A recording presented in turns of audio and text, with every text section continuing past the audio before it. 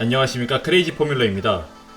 오늘은 대형 유망주의 정보를 들고 왔는데 바로 막스 베르스타펜의 뒤를 이을 역대급 재능으로 평가받는 키미 안토넬리입니다.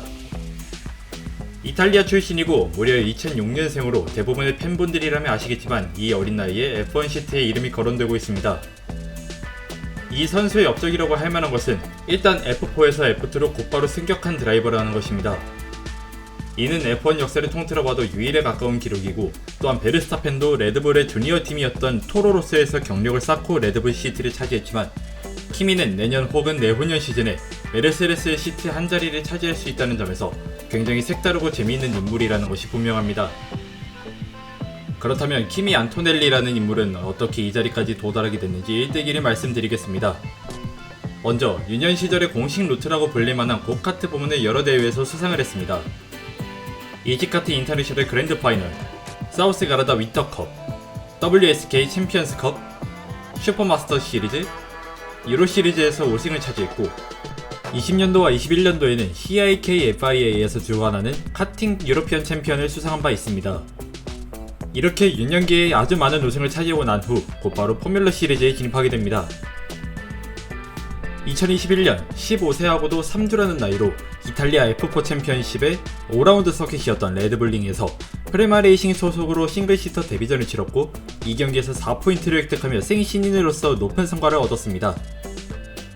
바로 다음 라운드인 무겔로 서킷에서도 포인트를 얻어가며 좋은 분위기를 이어갔고, 이 데뷔 시즌에 2위 1번과 3위를 2번 수상하면서 9번의 레이스를 펼쳐 도합 3번의 포디움에 올라 총 54포인트를 획득해 챔피언십 10위에 올랐습니다. 이 기록이 대단하다고 말할 만한 이유는 같은 팀의 풀타임 드라이버였던 콘라드 라울센의 점수에 단 6점밖에 뒤처지지 않았다는 것입니다. 경기 수 차이가 약 2배 이상 났을 텐데 정말 경이로운 기록이라는 생각이 듭니다. 이듬해 또다시 이탈리아 F4 시리즈에 프레마와 함께 출전하게 됐는데, 개막전에는 선두로 달리던 중에 기어박스 이슈로 인해 리타이어하고, 다음 경기에서는 연석의 프론트윙 손상을 입어 좋은 성과를 거두지 못했으며, 세 번째 레이스에는 팀 동료와의 충돌로 인한 페널티로 4위에서 10위까지 떨어지고 말았습니다. 그야말로 시즌 초반 분위기가 암울했다고 할 수 있습니다. 하지만 이후 경기였던 미사노 서킷에서 2승, 스파와 발레룬가에서 도합 3승을 거두고, 곧바로 레드불링과 몬차에서 각각 우승 1번씩을 수확했으며, 무겔로에서 열린 첫 번째 레이스에서도 우승을 차지하면서 시즌 2경기를 남긴 채 챔피언 타이틀을 확정지었습니다. 그리고 이어지는 나머지 2경기에서도 우승을 차지하면서 시즌 13승을 달성하게 된 키미 안토넬리였습니다. 2022년이 시작되기 직전에 키미는 아랍에미리트 챔피언십에 중도 참여하게 됐는데, 이 대회의 경기수 중의 절반도 달리지 않았음에도 불구하고 챔피언십 순위 8위를 차지했습니다. 이듬해 2022년 ADAC F4 챔피언십에 이전부터 참가하고 있었던 이탈리아 시리즈와 병행하여 출전하게 됩니다. 스파, 호켄하임, 잔드브로트, 니르부르크링 등에서 우승과 포디움을 꾸준히 차지하면서 시즌 최종전에 남겨놓고 챔피언십 우승을 확정짓게 됩니다. 벌써 시즌 챔피언을 조기에 달성한 대회가 2개나 되는 시점에서 모터스포츠 F4컵 부문의 이탈리아 팀을 대표해 나가게 되는 안토넬리입니다. 이 국제대회에 참여해서 퀄리파잉 막판에 왼쪽 손목이 부상을 입었지만 퀄리파잉과 레이스 모두 우승을 차지했습니다. 다음해 포뮬러 중동 챔피언십에 뭄바이 팔콘스 레이싱 소속으로 참가했고, 개막 2개 라운드에서 3번의 2등을 차지해 일찌감치 챔피언십 선두로 올라섰습니다. 이후 쿠웨이트와 두바이에서 열린 경기에서는 우승을 거두면서 선두로서의 입지를 굳혔고, 결국에는 또다시 시즌 한 경기를 남겨두고 챔피언 타이틀을 얻어냈습니다. 사실 이 정도의 임팩트와 성적이라면 충분히 상위 카테고리로 올라가도 될 만한 시기였지만, 안토넬리는 스스로 아직 경험이 부족해 F3로 가기에는 이르다라고 말했습니다. 이후 바로 유럽 챔피언십에 프레마 레이싱 소속으로 참가하게 됐습니다.